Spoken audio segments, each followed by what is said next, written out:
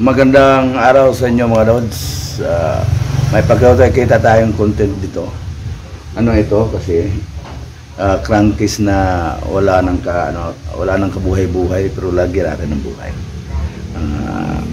Ito wala nang lagyan ng handle. Tingnan niyo, biyak na itong crankcase na ito. So i-transform natin ito na mapakinabangan pa rin. Ito tingnan niyo, yung crankcase, yung kaha ng makina. Pero gagawin natin ito. Babalik ito sa dati.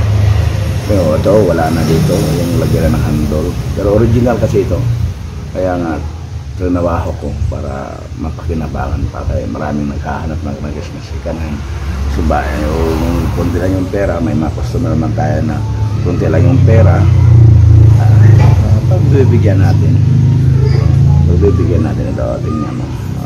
Wala nang lagyan ng handle. Dapat may lagyan ng kagaya nito. Dalawa kasi ito. Inuuna ko lang itong gawin. Dalawa yan. Ito yung isa. Ito yung isang biyak na ito. Yan. Pero mapwede pa yan. Tatrabahuin ko. Pero unahin ko muna itong wala nang buhay. At tatagin ito. Siratan talaga ito. Nakrangkit. Biyak. Pero maano pa ito, mapakinabangan pa rin ito. Ito mga lods. Ganito sa kanyang crankcase, may lagyan na ng handle dito. Ito yung forma ng crankcase. Ganito. Wala nang lagyanan ito. Wala na. Subalit, gagawa natin ng paraan upang malagyan. Iba na ito. Pagkatapos nito, lilinisan ko ito. Tapos malagyan ko na ng yung tawag na bracket or empalme. Gaganda na ito. Pinisan, hugasan, pagkatapos pintalan. Papakita ko sa inyo bukas kung matapos na ito. Pero tapos na ito, tapos ko nagawan. Pero pipintalan pa ito, hugasan pa ito, tapos pintalan. Original kasi itong crankcase. Itong isa hindi original. Kakabitan natin mga dudes. Kakabitan natin ng yung bracket impalme niya. Gawang ko ito. Ito mga dudes. Gawa na yan. Tingnan nyo. Isasalpak na lang ito dito. Yan.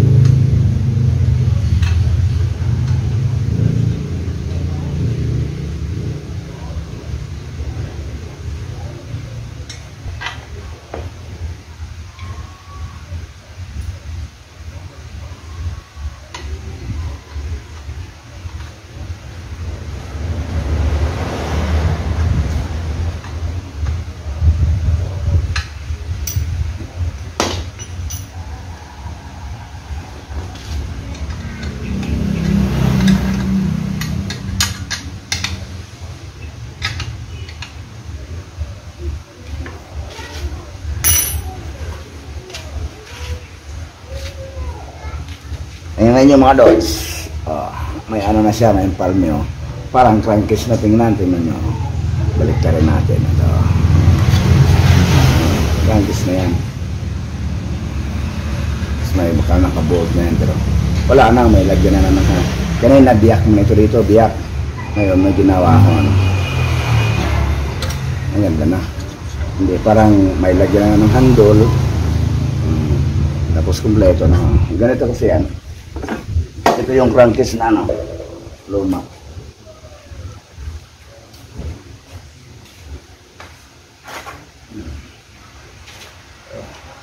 Ito yung crankcase. Ganito talaga yung crankcase. May lagyan dito talaga. Hindi biyak. Ano, yung kanina pinakita ko, biyak.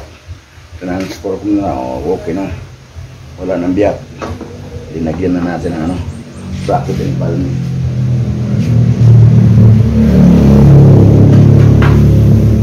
Ano kasi mga loads?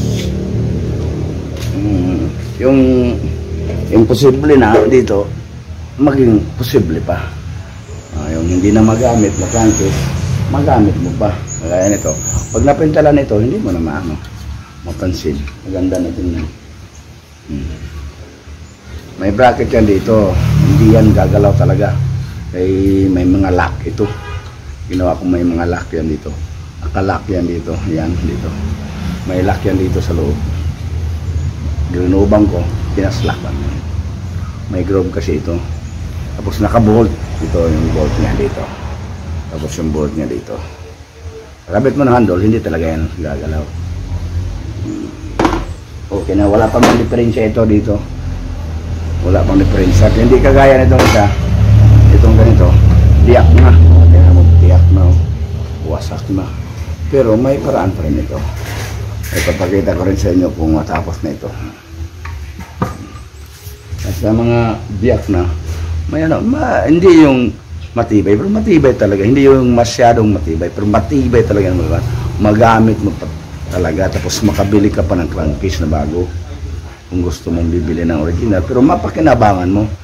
Yung sabi nila na hindi mapakinabangan, hindi mapakinabangan talaga.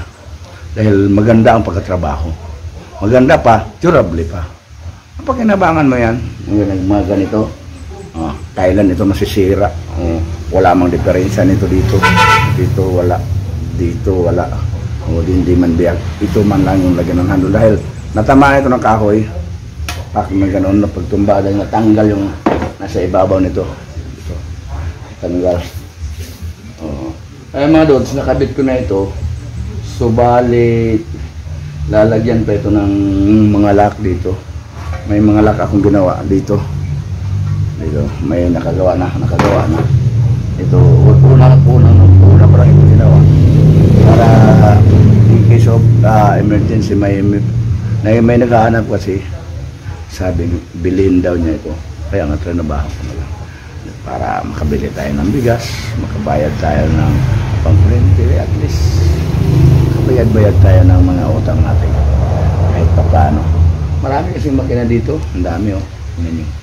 Mga loads. Yan Yan Marami ito yung mga brush cutter. So yan tingnan nyo. Yan.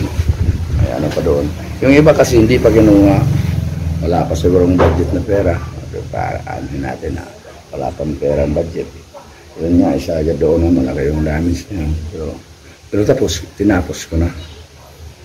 Okay na yun. Yung isa yung original na steel. Okay na yun. Pinalitan ko lang ng cylinder head yun. Sige mga dods, bago tayo maghiwalay-hiwalay, bukas ipapakita ko itong napintala na. Halimbawa napintala na, ipapakita ko sa inyo para hindi na nyo makilala. Ay, maganda na pala. Maganda na, hindi na pala hindi na pala kahit paano, matibay na talaga. Sige na mga dods. Ang masasabi ko lang, shout out sa lahat ng mga kaibigan, sa lahat ng nagpa-shout out sa inyong lahat. Tapos patuloy lang kayo tumitingin ng vlog ko. Marami pa akong ilulunod, hindi pa na-load yung iba. Wala kasi pa yung yung pamangkin ko, hindi pa pumunta dito yung nag-i-edit. Pero marami na akong dahil wala pa camera na maganda. Gusto ko kasi bibili kong magkapera. Bibili tayo ng magandang camera para maganda yung kuha. Hindi yung sabihin nila ano mo lang, likod mo lang yung nakikita dahil ako na ang naglalagay ng camera. Ito, cellphone ko lang ang ginamit ko. Inano ko lang ng cellphone, pagkatapos ako na mismo, wala akong magkamera. Ako lang mismo. Minsan kasi busy kasi yung kong pamangkin. Yun ang nag-i-edit sa akin. Sige mga dods. Shout out na lang sa lahat ng regards na lang sa lahat ng mga kaibigan, regards sa lahat ng mga mga parente, mga sa kapatid ko, sa Digos at saka sa Baganga. Shout out na sa inyo, regards na sa inyo. Basta na lang kayo, patuloy rin kayong sumusuporta, patuloy rin kayong tumitingin ng vlog ko. May mapulot kayong aral, hindi sabihin natin walang aral. May aral ito dahil itong crankcase nga na hindi na mapakinabangan na pwede pa, di ba? Yung ano natin sa mga yung malayong lugar, nasa yun, Venezuela. Buenos dias sa inyo lahat. Buenos dias. Muchas gracias. Bye-bye muna, bye-bye.